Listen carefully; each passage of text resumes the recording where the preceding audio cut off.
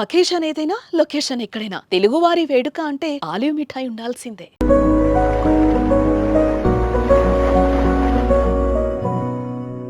ఏమన్నా జరగదాన్ని జరిగింది అనుకోండి, అంటే ప్రతి ఫీల్డ్లో ఉన్నది అది. ఈవెన్ ప్రతి ఫీల్డ్లో ఉంది మనం బయటకు వెళ్తే. అంటే మీకు ముఖ్యంగా ఎక్కువ ఫ్లై చేస్తుంటారు కాబట్టి అన్ఎక్స్పెక్టెడ్గా ఏమైనా జరిగితే ఎలా ఉంటుంది మీకు, ఫ్యామిలీకి కానీ? ఆ విషయంలో అయితే చాలా రిస్కీగానే ఉంటుంది. ఇందాక మనం మాట్లాడుకున్నట్టు ఇంతకు ముందు రిస్కీ అని రారు జనాలు. ఎందుకు రారు అంటే ఆ రీజన్తోనే.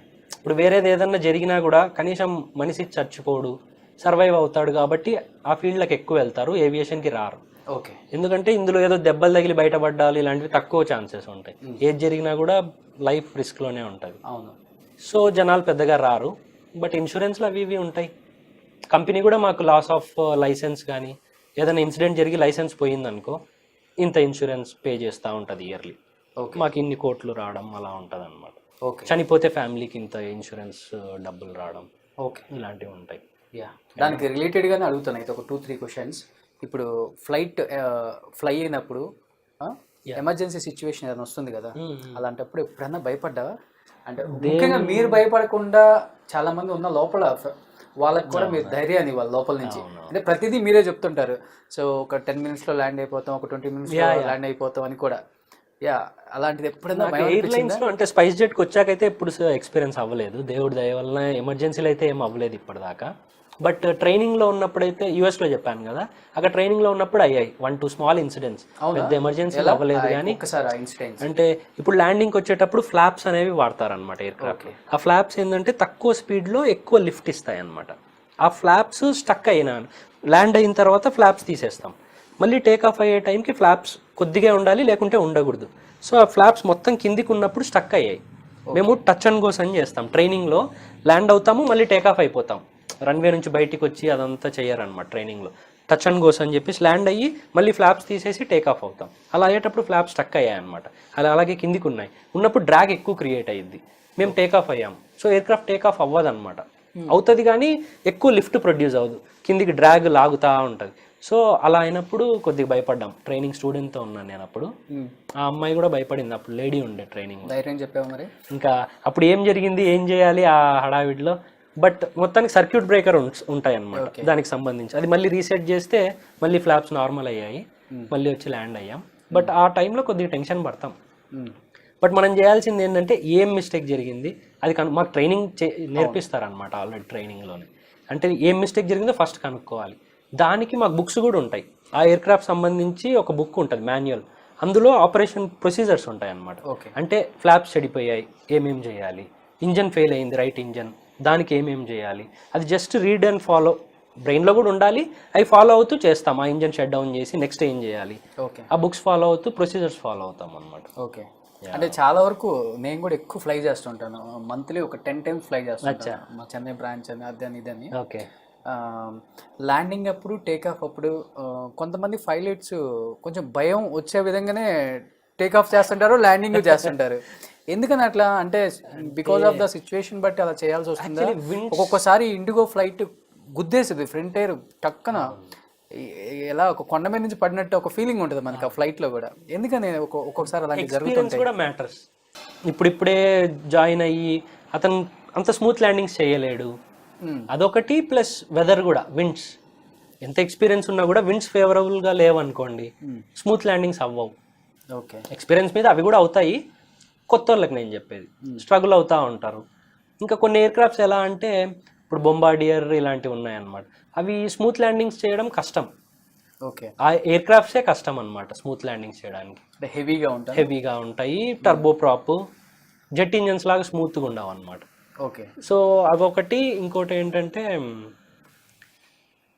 చిన్న రన్వేస్ ఉన్నప్పుడు, ఇప్పుడు రన్వే చిన్నది, వాడు స్మూత్ ల్యాండింగ్ చేయడానికి ట్రై చేస్తే ఎక్కువ రన్వే యూజ్ చేసుకుంటాడు. ఓకే. సో అప్పుడు రన్వే సరిపోదు. ఇప్పుడు మన తిరుపతి ఉంది, హిల్ ఏరియాస్, తిరుపతి కూడా పర్లేదు, బెల్గావ్ ఇలా చిన్న ఎయిర్పోర్ట్స్కి వెళ్ళినప్పుడు తక్కువ రన్వే ఉంటుంది.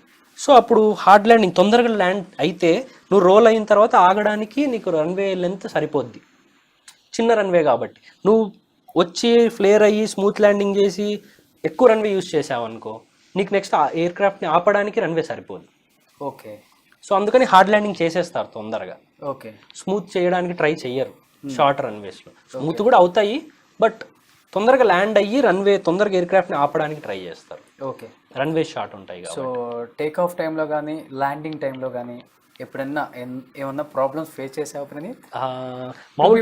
ట్రైనింగ్ టైంలో అయితే అయ్యాయి. ఇక్కడ వచ్చిన తర్వాత ఎయిర్లైన్స్ లో ఇందాక చెప్పినట్టు ఇక్కడ ఆపరేటింగ్ ప్రొసీజర్స్ ఉంటాయి, ఎవరి ఇష్టం వచ్చినట్టు వాళ్ళు చేసేయకుండదు. అట్లా ఏదన్నా ప్రాబ్లం ఉన్నా కూడా ముందే డిసైడ్ అవుతారు. విండ్స్ ఎక్కువ ఉన్నాయి, డిలే చేసుకుంటారు ఫ్లైట్ ని, ఎందుకంటే ప్యాసింజర్లు అందరూ ఉంటారు కదా. ఇప్పటిదాకా అయితే ఎయిర్లైన్స్ లో అయితే ఏం అవ్వలేదు. ఓకే. సో చాలా మంది ఫ్లైట్ వెళ్తున్నప్పుడు మిడిల్లో మనకి క్లౌడ్స్ ఎక్కువ, ఇప్పుడు చెన్నై వెళ్తున్నాం అనుకోండి, ఒక 15 to 20 minutes క్లౌడ్స్ భయంకరంగా తగులుతాయి. బీచ్ టైంలో కానీ బిఫోర్ బీచ్ వచ్చినప్పుడు కానీ ఆ క్లౌడ్స్ వచ్చినప్పుడు ఎలా అసలుకి కంట్రోల్ చేయటం? కొన్ని క్లౌడ్స్ ని భయంకరంగా డీల్ చేయాలి. చాలా ఎక్కువ ఉంటుంది. అవును. అలాంటి టైంలో ప్యాసింజర్స్ కి ఎక్కువ భయం వేస్తుంది కొత్తగా ఎక్కిన వాళ్ళకి. అవునవును, కరెక్ట్. ఏంటి ఆ క్లౌడ్స్ ప్రాబ్లం? అదేమో అంటే మాకేంటంటే వెదర్ రేడార్ ఉంటుంది అనమాట ఎయిర్ క్రాఫ్ట్ లో, ఒక స్క్రీన్ ఉంటుంది. అందులో ముందు క్లౌడ్స్ ఎక్కడెక్కడ ఉన్నాయి, క్లౌడ్స్ అంటే డైరెక్ట్ క్లౌడ్స్ చూపించదు, క్లౌడ్స్లో ఉన్న ప్రెసిపిటేషన్ చూపిస్తుంది, తేమ శాతం ఎంత ఉంది అన్నది రెడార్ స్క్రీన్ మీద కలర్స్లో చూపిస్తుంది. Green, yellow, red. అలా రెడ్ ఉందనుకోండి డేంజరస్ అన్నట్టు, ఎక్కువ ప్రెసిపిటేషన్ ఉంది, ఎక్కువ టర్బులెన్స్ ఉంటుందని అది అవాయిడ్ చేస్తాం. సో కింద ట్రాఫిక్ కంట్రోలర్తో మనం పర్మిషన్ తీసుకొని అవాయిడ్ చేస్తాం అనమాట. ఈ రూట్లో మనకి బ్యాడ్ వెదర్ ఉన్నప్పుడు 10 miles పక్కకి వెళ్తామని పర్మిషన్ తీసుకొని వెళ్తాం. సో డైవర్ట్ అవుతాం అనమాట అటో ఇటో. అలా డైవర్ట్ అవుతూ వెదర్ని ఆ రేడార్ స్క్రీన్ చూసుకుంటూ డైవర్ట్ అవ్వాలి. ఎంటర్ అవుతే చాలా రిస్కీ ఉంటుంది. ఫుల్ రెడ్ ఉందనుకోండి, ఓకే, సివియర్ టర్బులెన్స్ ఉంటుంది అక్కడ. ఆ టైంలో ఏం చేయాలి మరి? ఎంటర్ అవ్వకుండానే చూసుకోవాలి. ఎంటర్ అయ్యాక ఫ్లై చేయడానికి ట్రై చేయాలి మాన్యువల్గా. మా ఆటో పైలట్లో ఉంటాయి మామూలుగా. ఆటో పైలట్ అంటే అన్ని సెట్ చేసి పెడితే ఎయిర్ క్రాఫ్ట్ అదే వెళ్తూ ఉంటుంది, మనం ఫ్లై చెయ్యం. క్రూజ్కి వెళ్ళాక ఆటో పైలట్ సెట్ చేసేసుకుంటారు. ఈ హైట్ ఈ స్పీడ్లో దాన్ని సెట్ చేసి పెడితే వెళ్తూ ఉంటుంది ఎయిర్ క్రాఫ్ట్. ఆ టైంలో మనం మాన్యువల్గా ఫ్లై చేయాల్సి వస్తుంది. టర్బులెన్స్ ఇంకా ఎయిర్ క్రాఫ్ట్ ఊగిపోతూ ఉంటుంది, అప్పుడే జనాలు భయపడతారు. అవును, ఏం అవ్వదు, బట్ ఆ టర్బులెన్స్ అనేది డిస్టర్బ్ చేస్తుంది అనమాట. అంటే చనిపోయేంత సివియారిటీ ఉండదు. కొన్ని సిచ్యువేషన్స్ జరిగాయి, ఎలా ఇలా టర్బులెన్స్ కొడితే 1000-2000 feet aircraft height lose అవ్వడం, ఆల్టిట్యూడ్ లూజ్ అయిన కేసులు కూడా ఉన్నాయి. Oh my God. వెదర్ అనేది చాలా డేంజరస్ అండి. ఏవియేషన్లో భయపడాల్సింది వెదర్కి. ఏం కాదులే అనే రిస్క్ అయితే వెదర్తో ఎప్పుడు చేయకూడదు. లోపల ఎంటర్ అయ్యాక ఏం చేయలేం, ఇంకా కంటిన్యూ అయిపోవాల్సిందే, అది ఫేస్ చేయాల్సిందే. ఏదున్నా ముందే చూసుకొని అవాయిడ్ చేసుకుంటూ వెళ్ళాలి. ఓకే. రోజు వెదర్ చెక్ చేసుకోవాలి, నువ్వు వెళ్ళే రూట్ వెదర్ చెక్ చేసుకోవాలి. మీ సెల్ఫ్గా ఇప్పుడు ఇండియన్ మెట్రాలజికల్ డిపార్ట్మెంట్ వాళ్ళవి సైట్స్ ఉన్నాయి, వెళ్ళి చెక్ చేసుకోవచ్చు. ఇప్పుడు హైదరాబాద్ టు బాంబే వెళ్ళాలి రేపు, ఆ టైంలో వెదర్ ఎలా ఉంటుంది, విండ్స్ ఎలా ఉంటాయి చెక్ చేసుకోవచ్చు మనమే. ఓకే. ప్లస్ మేము ఫ్లైట్కి వెళ్ళినప్పుడు మా కంపెనీ వాళ్ళు కూడా ఇస్తారు, వెదర్ అంతా ఇస్తారు. హైదరాబాద్ వెదరు, బాంబే వెదరు, ఎన్ రూట్ దారిలో అంతా ఎలా ఉంటుంది, ఈ ఆల్టిట్యూడ్లో విండ్స్ ఎలా ఉంటాయి అంతా మాకు ఇస్తారనమాట. అవి చూసుకొని సేఫ్గా ప్లాన్ చేస్తాం. అంటే అప్ టు మీరు ల్యాండ్ అయ్యే వరకు కూడా మీకు అన్ని కూడా ఎట్లా వెళ్ళాలి, ఏ రూట్లో వెళ్ళాలి, ఎలాంటి జాగ్రత్తలు తీసుకోవాలి కూడా ఉంటుంది, అప్ టు డేట్ మొత్తం ఉంటుంది. ఇప్పుడు లెట్స్ సే రేపు హైదరాబాద్ టు బాంబే వెళ్ళాలనుకో, ఈ 24 hours ముందే కంట్రోలర్ దగ్గర పర్మిషన్ తీసుకోవాలి, రూట్ ఫైల్ చేయాలి. హైదరాబాద్ నుంచి బాంబేకి పలానా రూట్లో వెళ్తాము, ఈ ఎయిర్వే ద్వారా వెళ్తాము, ఆ ఎయిర్వే నెంబరు, ఈ ఆల్టిట్యూడ్లో వెళ్తాము, ఈ ఎయిర్ క్రాఫ్ట్, ఈ కంపెనీ అన్ని పర్మిషన్ వాళ్ళ దగ్గర తీసుకోవాలి, ఎయిర్ ట్రాఫిక్ కంట్రోలర్ దగ్గర. ఓకే. తీసుకుంటే వాళ్ళు పర్మిషన్ ఇచ్చిన టైంకి రేపు పొద్దున 7 o'clock అనుకో, 20 minutes ముందు కానీ 20 minutes తర్వాత, ఆ గ్యాప్లోనే మనం టేక్ ఆఫ్ కానీ వెళ్ళడానికి పర్మిషన్ ఉంటుంది. ఓకే. ఇప్పుడు మార్నింగ్ 7కి తీసుకున్నాం, నువ్వు 6 o'clock వెళ్ళి వెళ్తా అంటే వెళ్ళనివ్వరు, ఓకే. 8 o'clock వెళ్ళి వెళ్తా అన్నా వెళ్ళనివ్వరు. సో వాళ్ళ దగ్గర మొత్తం ప్లాన్ అంతా ఉంటుంది, మనం ఫ్లై చేసినప్పుడు అదే రూట్ ఫాలో అవుతాం. ఓకే. ఏదైనా బ్యాడ్ వెదర్ ఉన్నప్పుడు, లేకుంటే వాళ్ళు వేరే ట్రాఫిక్ ఉన్నప్పుడు వాళ్ళే డైవర్ట్ చేస్తారు ఆ రూట్ నుంచి పక్కకి, మనమే పక్కకి వెళ్ళకూడదు. ఫైల్ చేసిన రూట్లో ఆల్టిట్యూడ్లోనే వెళ్ళాలి, కింద నుంచి వీళ్ళే కంటిన్యూస్గా. ఇప్పుడు 20,000 feetలో వెళ్తున్నాం, ఏదైనా బ్యాడ్ వెదర్ ఉంది, కిందికి వెళ్ళాలనుకున్నాం 18,000 feetకి, పర్మిషన్ అడగాలి. వాడు ఓకే 18,000కి వెళ్ళమంటేనే వెళ్ళాలి, మన ఇష్టం వచ్చినట్లు మనం డిసెండ్ కానీ క్లైమ్ కానీ చేయకూడదు అనమాట.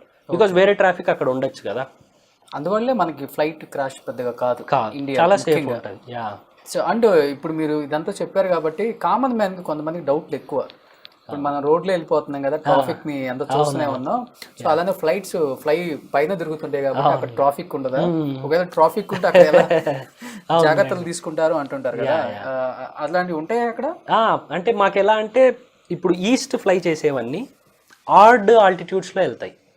ఆడ్ ఆల్టిట్యూడ్ అంటే 7,000, 9,000, 11,000, 13,000 అలా. ఈస్ట్ వెళ్ళేవి ఆడ్ వెళ్తాయి, వెస్ట్ వెళ్ళేవన్నీ ఈవెన్లో అంటే 8,000, 10,000. ఇది 7,000లో ఇట్లా వెళ్తుంటుంది, ఇది 8,000లో ఇట్లా వెళ్తుంటుంది. సో 1,000 feet గ్యాప్ ఉంటుంది. ఇది 7,000 వెళ్తుంది, ఇది 8,000 వెళ్తుంది. ఇంకో ఎయిర్క్రాఫ్ట్ ఇట్లా వెళ్ళాలంటే 9,000లో వెళ్తుంది. సో ఇటు వచ్చేవన్నీ అట్లా 7 ఈవెన్ ఇటు ఆడ్ ఇటు.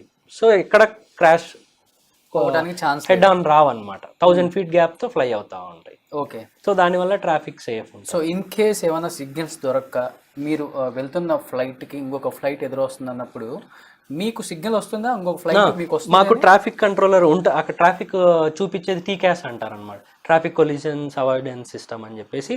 అందులో ఎయిర్క్రాఫ్ట్ చూపిస్తుంది నీకు ఎంత దూరంలో ఉంది, నువ్వు ఉన్న హైట్కి ఎంత పైన ఉందా కింద ఉందా, ఇన్ని ఫీట్ హైలో ఉంది లోలో ఉంది మొత్తం చూపిస్తుంది అనమాట. ఓకే. ఇప్పుడు టెక్నాలజీ ఇంకా ఎలా వచ్చింది, ఎంత డిస్టెన్స్ దూరంలో ఉన్నప్పుడు చూపిస్తుంది? 80 nautical miles. 80 nautical miles 80 దాకా చూడొచ్చు. ఓకే. 80 nautical miles లోపు 80. అట్లయితే ప్రమాదం ఉండదు, ఏముండదు, సేఫ్ ఉంటుంది. ఇంకా ఎలా అంటే ఇప్పుడు టెక్నాలజీ మంచి ఎయిర్ క్రాఫ్ట్స్ ఎలా వచ్చిందంటే 2 ఎయిర్ క్రాఫ్ట్స్ ఇలా వచ్చాయనుకో, పైలట్ ఒకవేళ ఏం చేయకపోయినా కూడా అవి 2 కమ్యూనికేట్ అయ్యి సిగ్నల్స్తో అంటే ఇద్దరు మనుషులు మాట్లాడుకొని వెళ్తారు కదా, నువ్వు రైట్ వెళ్ళు నేను లెఫ్ట్, అలా మాట్లాడుకొని వెళ్ళేంత టెక్నాలజీ కూడా వెళ్ళొచ్చు. యా, ఎయిర్ క్రాఫ్ట్స్ అవే వెళ్తాయి మనం ఏం చేయకున్నా కూడా, క్రాష్ అవ్వకుండా, అంత టెక్నాలజీ వచ్చింది. సూపర్. సో నేను ఇందాక అనేది సేఫ్ అని అందుకే. పైలట్ ఎర్రర్స్ వలన జరిగే యాక్సిడెంట్సే ఎక్కువ. ఏది జరిగిన వరల్డ్లో అనాలిసిస్ ఏం చెప్తారంటే 95% క్రాషెస్ పైలట్స్ ఎర్రర్ వల్లనే జరుగుతుంది.